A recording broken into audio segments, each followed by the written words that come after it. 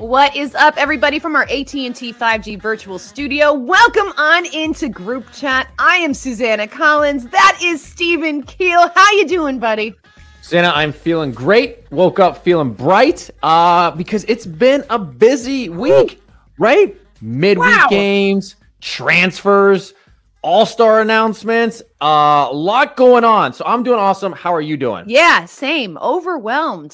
This was one of these weeks where, like, if I feel like every time I checked my phone and looked at my Twitter feed, there was some like really big news being broken or announcements being made. So yeah, it's just been a lot to take in. But I'm ready because we're going to talk about it today. And you mentioned the AllStar roster was announced, so we're going to dive into that right now.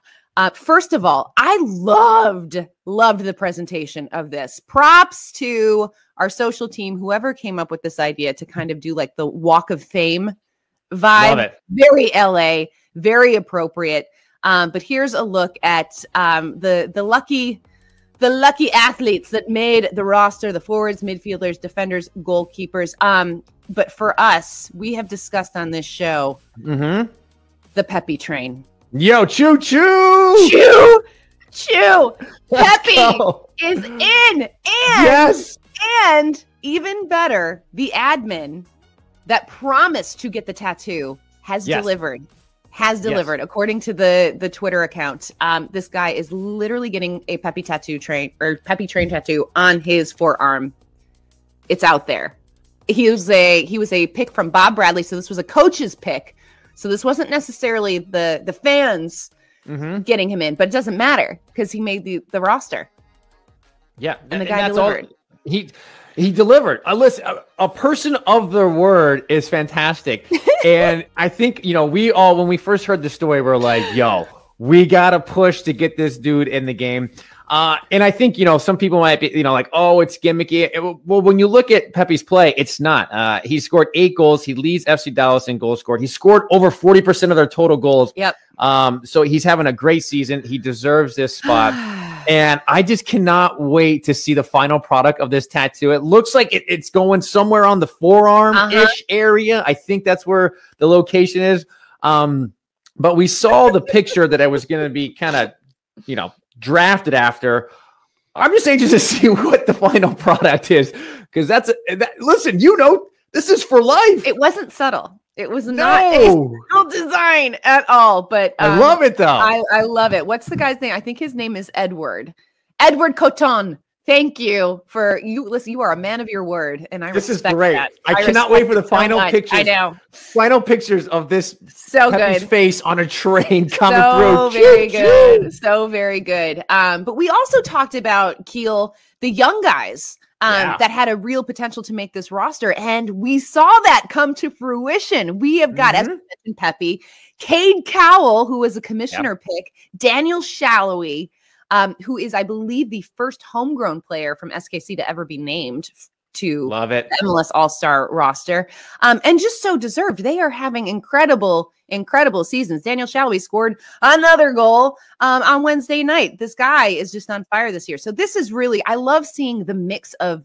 young guys, because typically in this All-Star game, we've seen a lot of the kind of legends, the big names. And there is that, you've got your Nanis, you've got your Carlos, but you also have added into the mix a lot of these young players. And I think that that's really, really exciting. It's a chance for them to showcase their skills. This is a big audience, a global stage, if you will. So this is really, really cool. Also, Keel, we have a pair of brothers.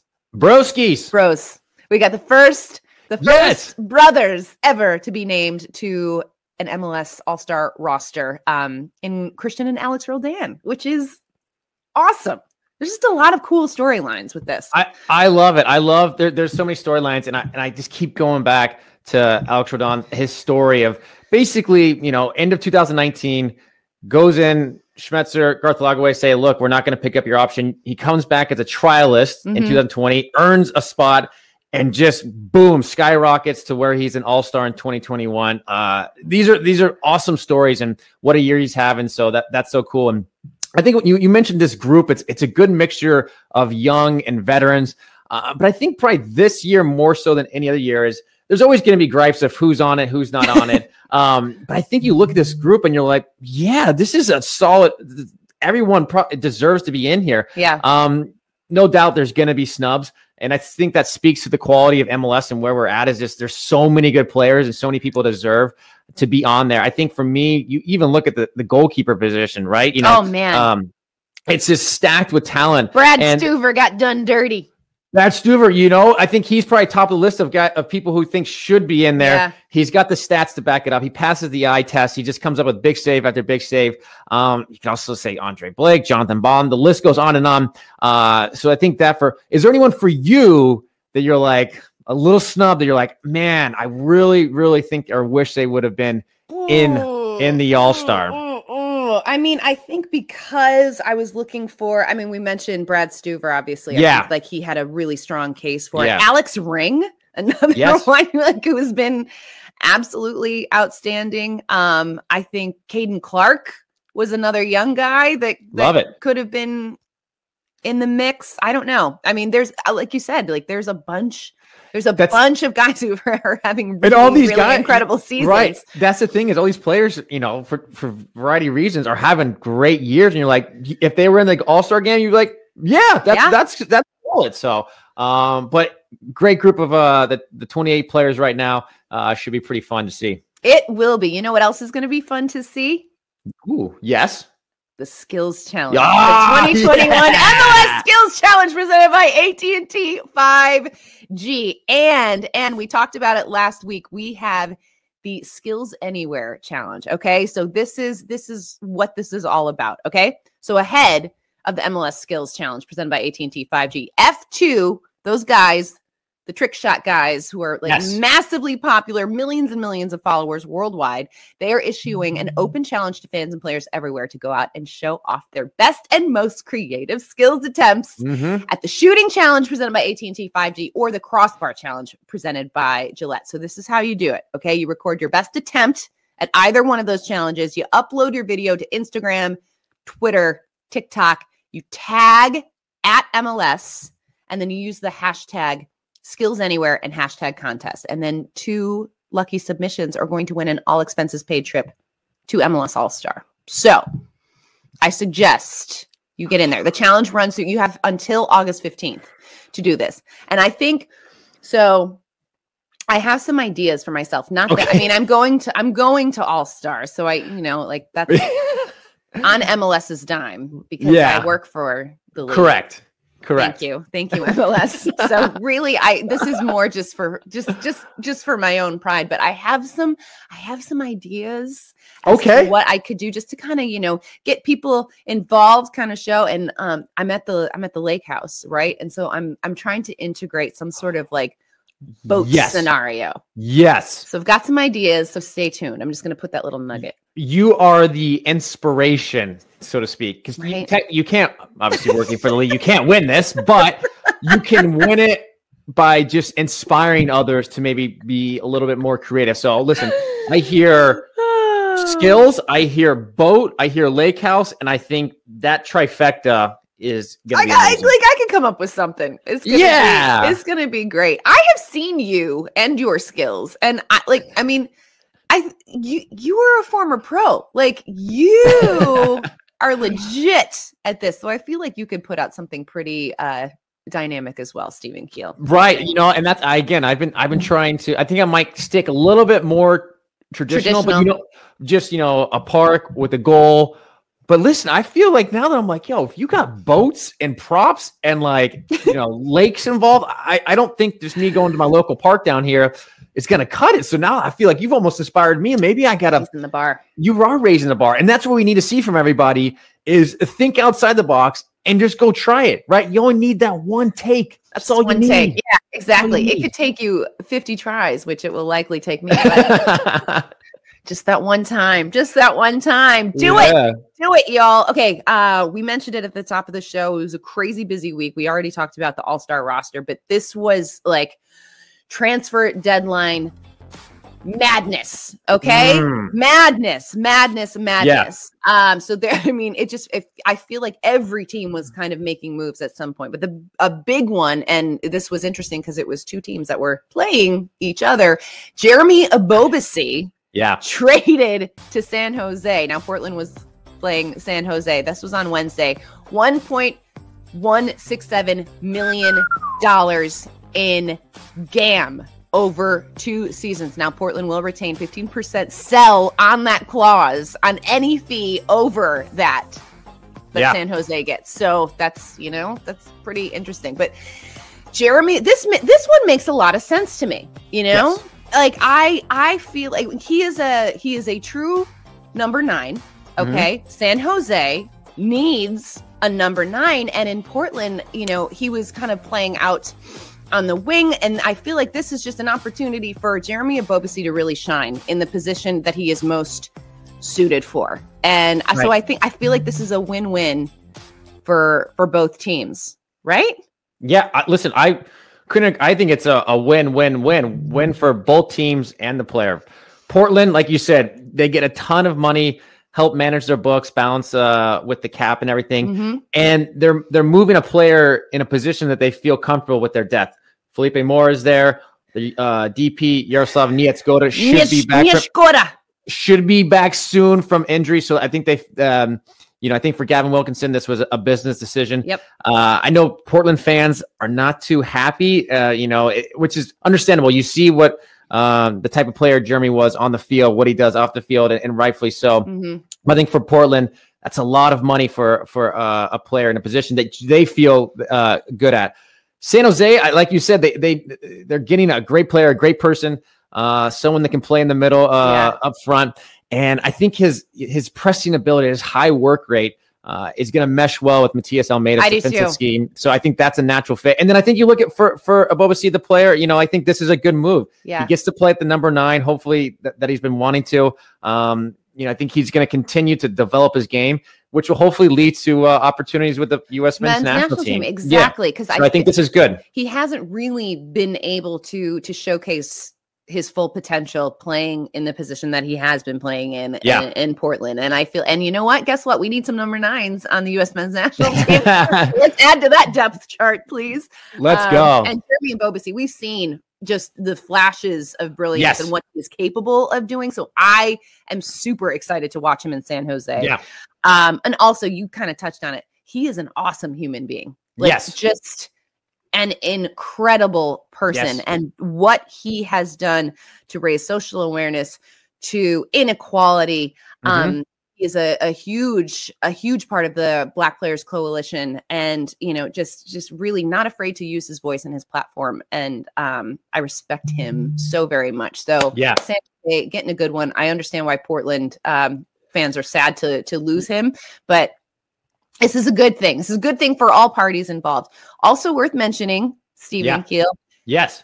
Gianluca Busio. We got some two young kids spreading their wings and heading to Europe. So Gianluca Busio, it was long rumored that he was going to Venezia. It was finally made official yesterday or on Wednesday, I believe. And it was funny. So I know I talk about this all the time, but my cousin. I was going to say, what's the lowdown? What's your cousin saying? Gianluca's best friend is my cousin, and they were at the lake house last weekend. Oh. And I was like, Ronan, I'm like, is it a done deal? Like, I'm like, give me the intel. And I'm like, I won't talk about it. Like, this is completely off the record. But he was like, yeah, it's a done deal. And I was like, okay, just making sure. Cause it was like out there, and then it kind of went away, like nothing official. So I knew a week ago that this was a done deal. You got sources. Look at me, just keeping my mouth shut. But then Sam Vines is heading to Royal Antwerp in Belgium, which is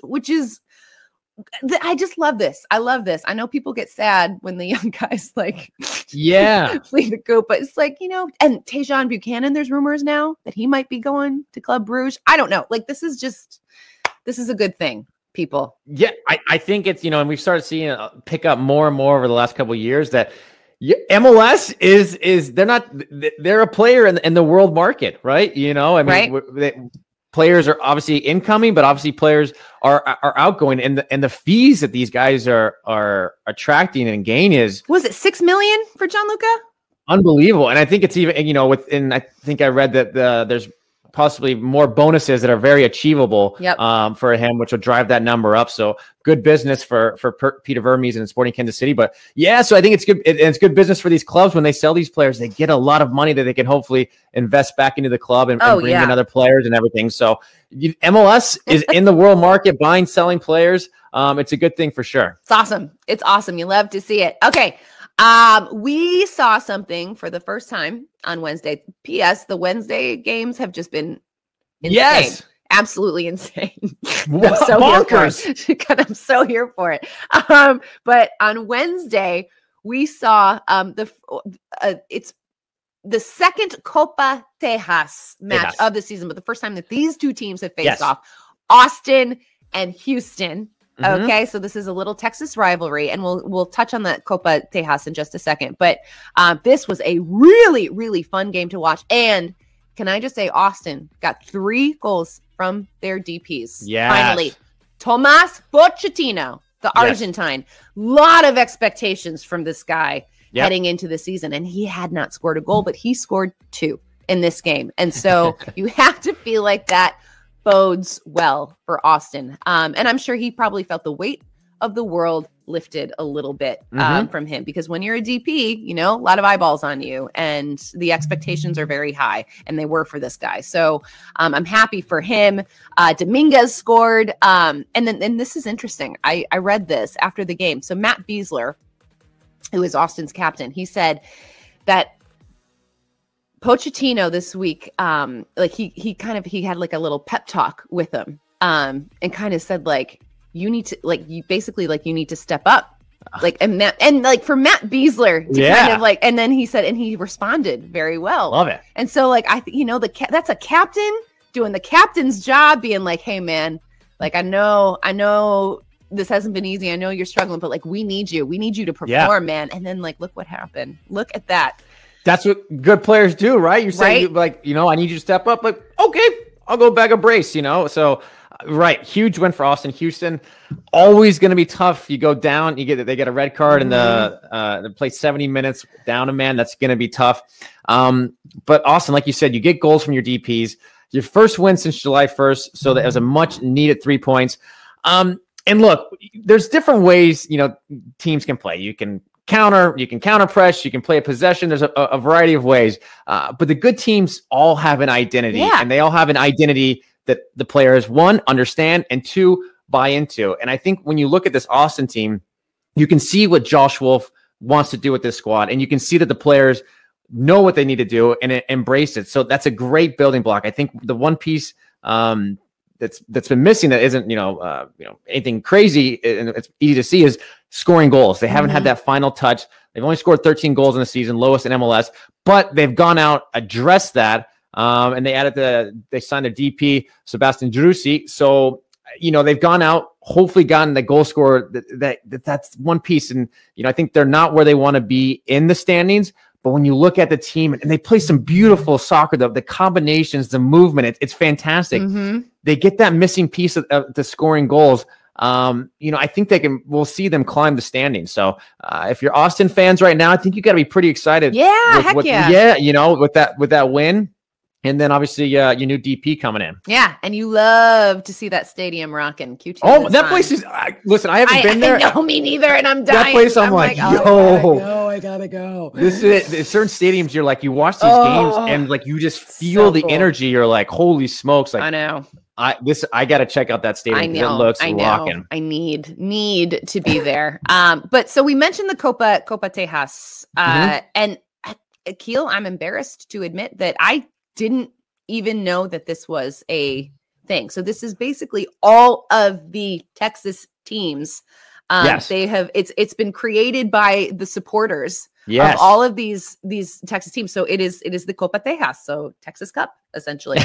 You like my Spanish? Thank you. Well done. Well done. Thank you very much. But Division 1, Division 2, the Houston Dash are included in this. Yeah, which is so cool. And so whoever has the most points at the end wins the the cup, the copa, la copa.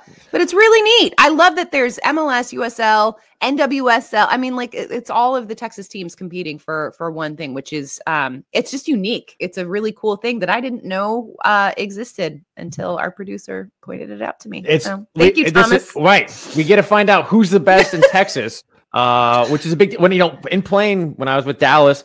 We played the game against Houston was always a big game. Yeah. Even when we played San Antonio in preseason or the Open Cup, massive games, and those are games you want to win. But these rivalry cups, they're the best when it's organic, right? And it comes in and it's created by the supporters, which this is. So you love to see it. Talk about the Shield with all the teams, the USL teams, the Dash involved. It's so cool. And I think this year more than ever, without the US Open Cup being played, this kind of in a small way can maybe fill that void. Oh, I like that idea. That of the teams, that's what the beauty of the Open Cup is everyone, has a chance to win. And so obviously these teams don't all play against each other, but points per game ways how they're going to try to decide who wins the Shield. Last I look, El Paso Locomotive from the USL is top of the table in the Shield. But ultimately, like you said, it's awesome idea. I love it. I love that all the teams are involved, and it's just very cool. Very cool. Very, very cool indeed. We have another edition of the Copa Tejas this weekend. Dallas hosting Austin. Dallas on 18 points, Austin at 16. So this is a tale of two teams kind of trying to jockey for position and move their way up those Western Conference standings. But FC Dallas has only lost one of its last 31 home matches, dating back to May 2019. Yeah. Fortress advantage Dallas in this one is what I'm going to say. But it's going to be fun. And that game is at 8:30 p.m. Eastern on ESPN Plus and DAZN. So make sure you check it out. All right, Keel. Let's look at the standings. Let's check out the standings. Okay. Let's check them. Okay. Okay. Take me through the East. What are we looking at here? Well, I mean, obviously New England is top there with a nice little cushion, but I'm looking two things. One, the second place through the fifth place only separated by 2 points. Yep. And then also, hey, right there, DC United, sixth place. Up, DC? Yo, look at them creeping in there, right? Lasada Ball is for real. They're fun. They're exciting. And hey, shout out, I mean, good gracious, Ola Kamara. Oh my goodness. 2 goals in his last game again. He's now got 9 goals on the season and just over 500 minutes played. Scored in 4 straight. He's third in the Golden Boot race. This dude is on fire. So DC making that's making their way up the ladder. They are. Do not sleep on DC United, And I have been hearing it from DC supporters all season long. Like, just wait. Like, it's coming together. And you know what? It looks like they were right. Very, very fun to watch this year. In the West, look at Sporting Kansas City. Yeah. Okay? Now, they're tied on points with Seattle, but they have a game in hand. And I think, Seattle started out the season on that ridiculous run. Okay. It was like 13 games unbeaten or something like that. And I think I got a little complacent with them. I was like, well, Seattle's going to be on top of the West. Like, that's just how this is going to go. But no, Sporting Kansas City said, nuh-uh. And here we are. They are playing so very good. And then when you look at the entire, the Galaxy are on 31 points. Colorado's still within striking distance there. So this is, I think Seattle has taken their foot off the pedal just a little bit. They've had some injuries as well, but and they're a playoff team. I mean, but when we're talking about the top of the West, they're not going to run away with it. Like maybe we once thought they would. Kansas City, man. Playing good, getting points. Playing pretty darn well. All right, let's get to some match previews, shall we? Let's do it. Starting off with Toronto FC taking on NYCFC. That game on Saturday, 8 p.m. Eastern, ESPN Plus and DAZN. Mm-hmm. Now, Toronto was unbeaten in their last 5 matches, and then that came to a screeching halt against Philadelphia, who beat them 3-0. Right. 3-0. Now, this was the 5th time Toronto has allowed 3 or more goals in a match this season. Okay. So they kind of defensively, it wasn't not the best. We'll just say that. And the thing about Toronto, Keel, is that they concede goals in the first half of the game. So they put themselves in a bad spot, and then they're constantly trying to get back into it. And it's just hard. That's a really difficult position to constantly be playing from. And then NYCFC, they had a scoreless draw against Fire on Wednesday, but that ended a streak of 25 straight regular season matches with a goal for them, because they've been scoring a lot of goals. Look at you. They have been scoring a lot of goals. Yeah. I think and that's kind of the formula, right? You have a team, Toronto, giving up the most goals in the league, and NYCFC that scores a ton of goals. So you expect that this game is going to be a high scoring affair. But you're right with Toronto. It's giving up goals, especially in the first half. It just becomes draining. It's just constantly having to dig in and fight back. It wears on you. So, but I think if you're trying to look for a silver lining, hopefully Pozuelo's back. Soteldo is lively, adds a bit of quality to him. So they have that going for him. But again, they got to clean it up in the back. And then New York City, they have cleaned up things in the back. They've only allowed 1 goal in the last 4 games. Sean Johnson, James Sands back from Gold Cup, help bolster that back line. And when they go forward, we talked about them scoring goals. They can hurt you in a number of ways, right? With a number of players. Tati Castellanos is scoring goals. Jesus Medina, and Thiago as well. So a number of players who can go forward and produce for NYCFC. 100% true. And I'm glad you mentioned young Thiago, because it is time for a 22 under 22 presented by Body Armor Stock Watch. And we are focusing today on Thiago Andrade. He's the 20-year-old Brazilian forward for NYCFC. Had a nice little goal and assist over the weekend, a little chip right over Eloy. Lovely. He scored in his very first match that he ever played in MLS against the Revs. And the one goal that stands out to me from this kid, and I know you remember it as well. Yes. This was incredible. He was in transition. This was against DC. End of the game, extra time. The burst of speed from this kid to just basically, he completely beats the defense. Oh, here it is. Is this it? Perfect. Yeah. Yes. Watch this. Watch this. Watch this. What gear is that? I don't even know. And then he cuts right here. Oh my God. And then the finish. I mean, like that is a savvy veteran looking goal. And it's just, that is exactly why he's such a special player. Like that. I mean, some of these finishes are just divine. Oh, yeah. Stop it right there in the box, beating traffic. He's got 3 goals on the season. Keel, he's just, he is a really exciting player to watch. He is. He's one of those guys that exciting is a good word. Fun is a good word. I think we've seen him in the beginning of the season come off from the bench. He's starting to get a little bit more starts from Ronnie Dial's team. But we saw he's good at running at defenders. He's got pace. 1v1, he's very, very good. He combines well with his teammates, and we've seen he shows his quality when he gets around the box and can finish. I think, the area that he continues to need to improve on, and Ronnie Dial's been vocal about, is the defensive side of the ball, right? We've seen him going forward. Guy's electric. And I think as he gets more games, as he gets more accustomed to NYCFC's system and style, that responsibility on the defensive side is going to come with it. We've seen it, even his improvement over the last couple of games. So, but I tell you what, right? When you can run at defenders like that, when you have that technical ability and that special something to do things in tight spaces and to come away with goals in that final pass, he is a special, special player, and something that NYCFC fans have got to be excited about. Cojones, Stephen Keel. Let's just say it. You go. Kids got cojones. And when that matches up with the actual ability, man, you got something special. Very, very cool. Okay, moving on to another game preview. And this one is going to be a heck of a lot of fun. We're talking about the Colorado Rapids taking on Sporting Kansas City, 9 p.m. Eastern on ESPN Plus and DAZN. Now, as we talked about, SKC right up there on top of the Western Conference standings, but Colorado, hello, they are in 4th place on 27 points. Okay, so they are, like we said, within striking distance. Yeah. And these are, 2 teams we talked about it. They're kind of been overshadowed by what Seattle did to start this season. But again, it's like Colorado has just been a really, really kind of pleasant surprise this season. Yeah. They have that 1-0 win over Austin, their last game. They only have one loss in their last 6 games. Okay.